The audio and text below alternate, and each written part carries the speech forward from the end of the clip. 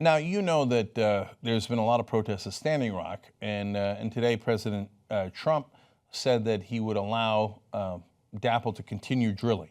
Now, it's unclear exactly what the specifics of that are because he says he's going to continue to negotiate with them.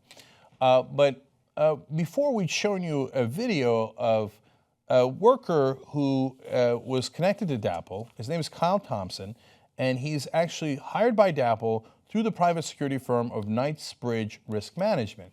And he had gone into where the protesters were, heavily armed. Now, after that, something super interesting happened. Some people got him out of his car, okay? By most accounts, it seems that they blocked his way so that he couldn't escape. And the reason they did that is they said, why are you among the protesters if you're with a private security firm hired by DAPL? What are you trying to do here?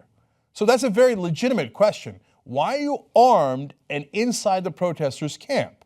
Okay, now the video you're about to see is what happens once he gets out of his car. Now, if you watch the show every day, you might have seen this video before, but wait till you get to the twist at the end. Now, somebody was arrested after this. In fact, 3 people were arrested. I'm going to tell you who they were, but watch the video first. Okay, so now the guy in the red bandana with the sunglasses with the weapon, by the way, it was loaded, and earlier he was pointing it at the protesters, is Kyle Thompson. And he was turned into the Bureau of Indian Affairs at the end of this confrontation, but he has been released. He was released earlier. I'll give you the update in a second. Now, the guy talking to him right there in the hat is Brennan Nastacio, okay? He's trying to talk him down. We'll have quotes from him in a second as well. Now, there are a couple of others there in the water as well, and as you can see it with your own eyes. Nobody's pointing a weapon at him.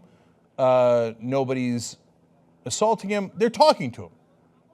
It's right there. They're talking to him. And what they're trying to do is talk him down and say, hey, listen, don't point the weapon. Give us a weapon. We're going to give it to the Bureau of Indian Affairs. And they did, and then he got it back, and he was released, okay? So now you can't hear what they're saying, but obviously if he felt threatened, he could easily put the weapon up. But he's not. And what he's going to do is he is going to do as they ask him to do, and it's going to end peacefully.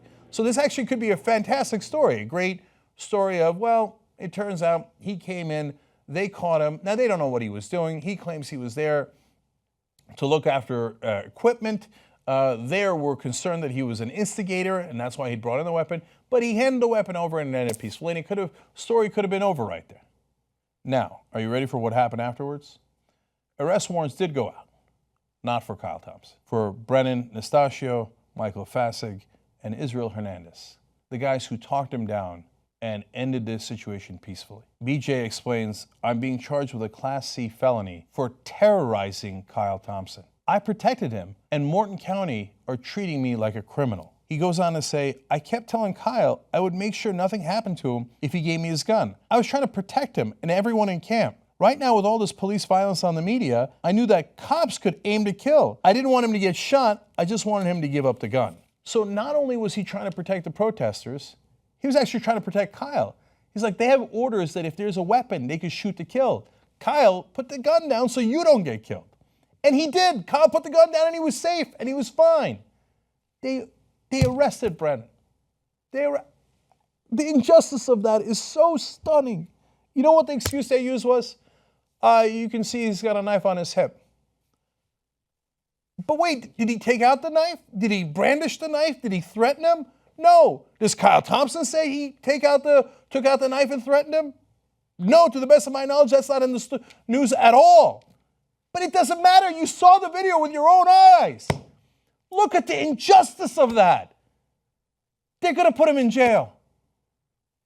It's a felony charge. They're going to ruin his life because he maintained the peace. And by the way, helped to make sure that Kyle Thompson was okay.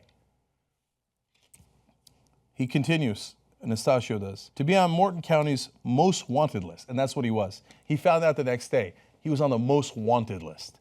Sends me a message that Morton County doesn't care about the people at the camp.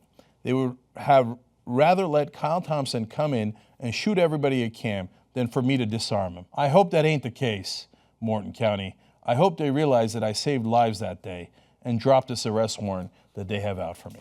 Well, they didn't, and he had to turn himself into the authorities. You wonder why we call it an injustice system here. And if that wasn't bad enough, in North Dakota, legislators are now proposing this bill that we told you about a week ago. It's House Bill 1203, and it would mitigate instances when panicked drivers might have accidentally, quote, punched the accelerator rather than the brakes as protesters blocked the roads. So what they're saying is, if you see them blocking the roads, as Kyle Thompson says they were in his case, just run them over. Run them over. We got your back. We'll even pass legislation saying that that's not killing them, that we'll let you go. And Kyle Thompson pointed a loaded gun at them. We let him go. No consequence at all. The guys who disarmed him, tons of consequences. They could be going to jail. There is no justice there. We all have to unite, and we've got to fight back against injustice like this. We're going to continue to cover this story, and we're going to let you know what happens, because we can't let that stand. We can't be a country, and you know this, it doesn't matter where you are on the political spectrum. You saw the video. We can't be a country where we put the peacemakers in prison and take people who are instigating and creating violence and have the weapons and are pointing it at people and let them go.